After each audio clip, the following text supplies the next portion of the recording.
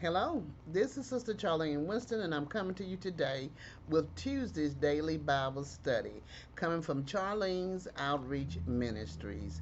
I want to thank each of you for joining with me as we gather together to study the Word of the Lord. Amen.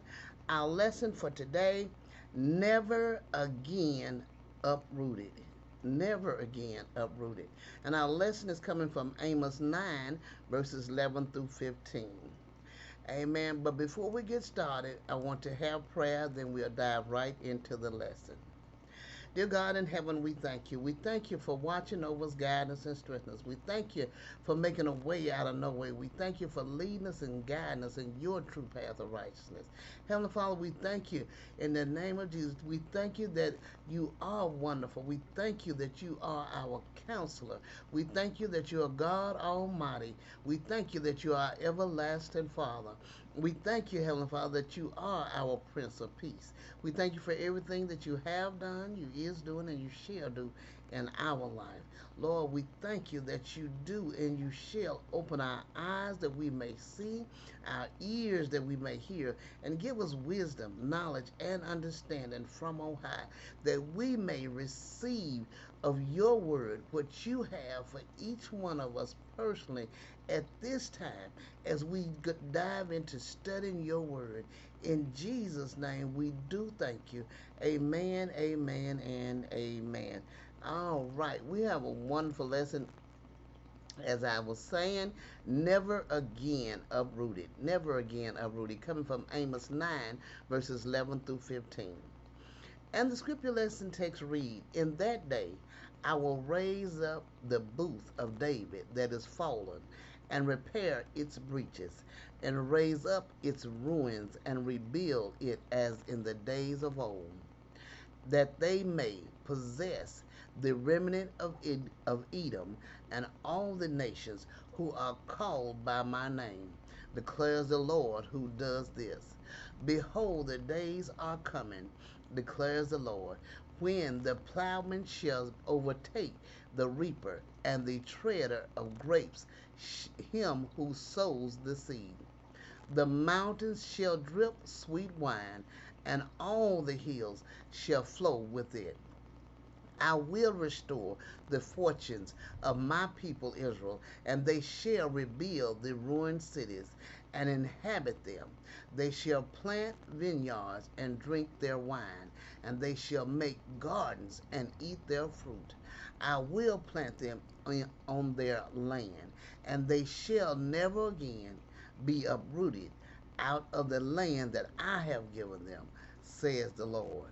Amen. This is a wonderful and powerful lesson. We see here God is giving them a promise that it will come a day that they shall be in their own land again, and they shall plant and partake of it of what they have planted, and be the manager and owner of it, and not someone else rule and reign over them. Amen. This is a powerful statement that we know that this is a day that is to come. Amen. This is when in the 1,000-year reign, when all this shall take place, that they shall we shall be on the mountain in the land of Jerusalem with the Lord our God. Amen. Commentary says Christ died together the children of God that were scattered abroad, here said to be those who were called by his name. The Lord says this, who does this, who can do this, who has determined to do it, the power of whose grace is engaged for doing it.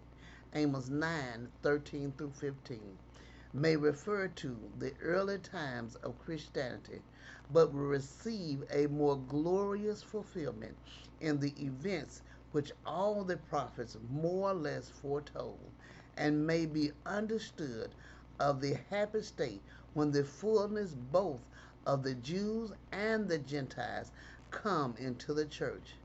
Let us continue earnest in prayer for the fulfillment of these prophecies in the peace, purity, and beauty of the church. God marvelously preserves his elect amidst the most fearful confusions, and miseries.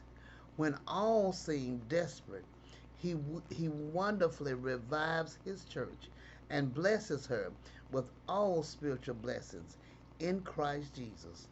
And great shall be the glory of that period in which no one, not one good thing promised, shall remain unfulfilled. Amen. This is a wonderful and powerful lesson that there will be war no more. That we it reads in a passage of scripture that where it shall be even the lions and the goats shall eat together. They shall eat. The lion shall eat straw as the cows, and so the change that shall come to pass, that killing shall be of no value anymore. They shall not have even a desire to destroy each other. That is such a blessed thought, to know that the mind that people have today will be changed, and it shall be that of the Lord. That will be a blessing to each and every one. Amen. This is a great and powerful lesson. I would like to ask, if something is said touches your heart, soul, or spirit, or if you have any questions or comments, please feel free to jot them at the screen right below and hit the little bell to be notified every time I put out a new lesson, and subscribe to my channel, that we may continue to grow in the word of the Lord, that we may meditate and study on his word day and night. Amen. I pray you have a wonderful and blessed day. God bless you.